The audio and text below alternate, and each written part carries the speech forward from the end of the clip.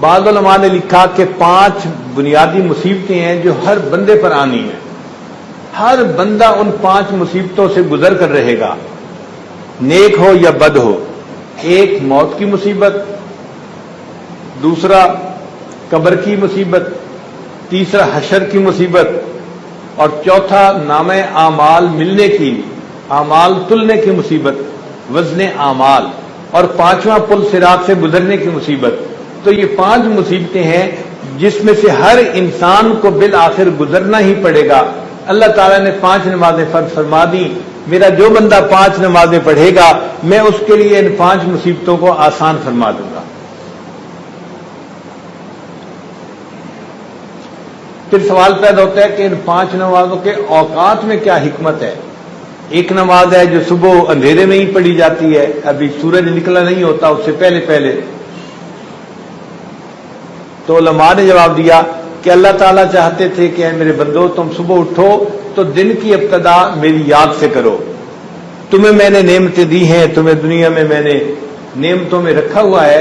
میں تمہارا مالک ہوں، میں تمہارا منعم حقیقی ہوں. تم اٹھو تو سب سے پہلے میرے سامنے اپنی عبادت کر کے دکھاؤ، سر جھکا کے دکھاؤ، تاکہ پتہ چلے کہ تم نعمتوں کا شکر ادا کرنے والے بندے ہو. اس لیے فجر کی نماز اللہ نے فرض فرما دی. پھر ایک دوسری بات ہے کہ صبح کے وقت کو جنت میں جو دیدار الہی کا وقت ہوگا اس کے ساتھ مناسبت حاصل. جنت میں جب اللہ تعالیٰ کا دیدار ہوگا، لا یرون فیہا شمسا ولا زمہریرا، وہ بھی صبح کا وقت ہوگا، ٹھنڈا وقت ہوگا، نہ رات ہوگی نہ دن ہوگا. تو اس وقت کی وجہ سے اللہ تعالیٰ نے پسند فرمایا کہ میرے بندو تم دنیا میں اس وقت میں میرے سامنے عبادت کرو گے، جب جنت میں آؤ گے تو میں تمہیں اپنی تجلی سے نوازوں گا.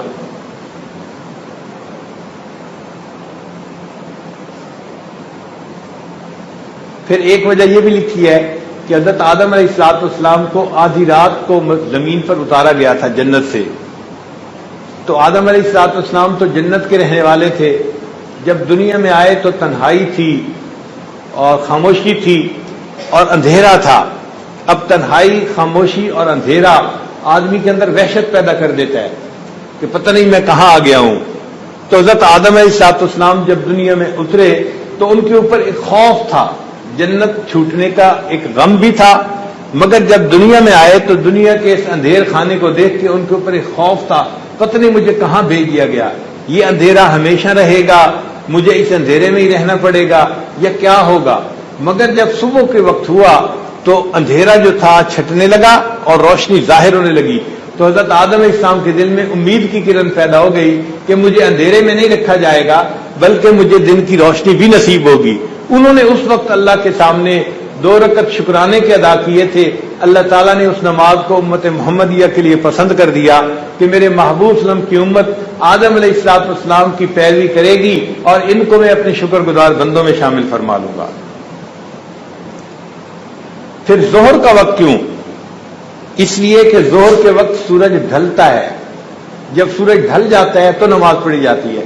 تو اللہ تعالیٰ چاہتے تھے کہ میرے بندے جو میری توحید کا اقرار کرنے والے ہیں وہ ثابت کر دیں کہ ہم ڈھلنے والوں سے اور مرنے والوں کی پوجا نہیں کرتے بلکہ ہم تو اس پروردگار کی پوجا کرتے ہیں جو ہمیشہ کے لیے ہے، ہمیشہ رہے گا.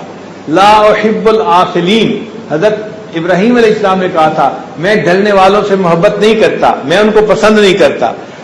تو ظہر کی نماز پڑھنے والا بندہ یہ ثابت کر رہا ہوتا ہے اے اللہ میں دنیا کے فانی جو ہے وہ کسی چیز کے سامنے سر نہیں جھکاتا، میں باقی رہنے والے پروردگار کے سامنے سر جھکاتا ہوں. اس لیے سورج ڈھل گیا، مجھے سورج کی پرستش نہیں کرنی، مجھے تو آپ کی عبادت کرنی ہے. تو ظہر کی نماز کو اللہ نے اس کے لیے فرض فرما دیا. پھر اس میں ایک وجہ یہ بھی ہے کہ جہنم کی آگ کو روزانہ دوپہر کے وقت بھڑکایا جاتا ہے. ہوتا ہے نا چولہے میں نئی لکڑی ڈالی جاتی ہے کہ آگ بڑھ جائے، تو جہنم کی آگ میں جو فیول ڈالا جاتا ہے وہ دوپہر کے وقت ڈالا جاتا ہے. تو جس وقت جہنم کی آگ کو بھڑکایا جاتا ہے اللہ تعالیٰ نے اپنے پیارے نبی صلی اللہ علیہ وسلم کی امت کے لیے پسند فرمایا کہ یہ امت اس وقت میں نماز پڑھے، میں ان کو جہنم کی آگ سے نجات عطا فرما دوں گا. پھر عصر کی نماز اس لیے کہ 24 گھنٹے میں 2 مرتبہ فرشتوں کی ڈیوٹی بدلی جاتی ہے، 12 گھنٹے کی ڈیوٹی ہوتی ہے، ایک صبح کے وقت ہوتی ہے اور ایک عصر کے وقت۔ عصر کے وقت دن کے فرشتے جا رہے ہوتے ہیں اور رات والے فرشتے ڈیوٹی پہ آ رہے ہوتے ہیں۔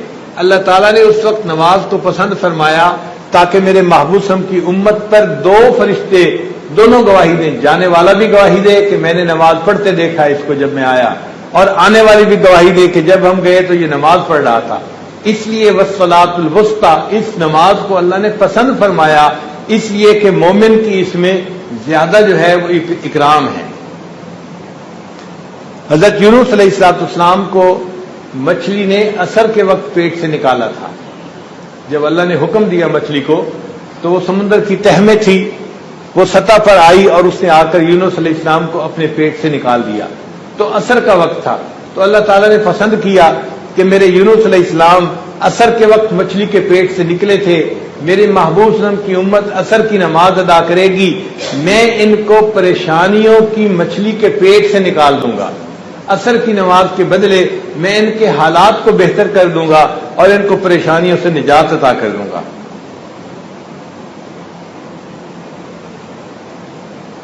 پھر مغرب کی نماز کا وقت جیسے ہی سورج غروب ہوا تھا تو اللہ تعالیٰ نے آدم علیہ السلام کی توبہ کو قبول فرما لیا تھا اور انہوں نے شکرانے کی نماز پڑھی تھی، تو اللہ تعالیٰ نے مغرب کی نماز بھی فرض فرما دی کہ میرے محبوب صلی اللہ علیہ وسلم کی امت اس وقت نماز ادا کرے گی، میں ان کی توبہ اسی طرح قبول کروں گا جیسے ان کے جد امجد کی توبہ کو قبول کر لیا تھا۔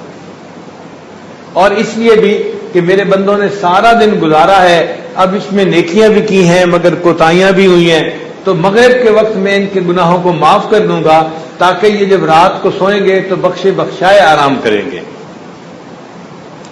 پھر عشاء کی نماز اس امت کی خصوصیت ہے، پہلے کسی امت کو عشاء کی نماز نہیں ملی، جس کو بھی ملی یا دن کی نمازیں ملی یا مغرب تک کی نماز تھی۔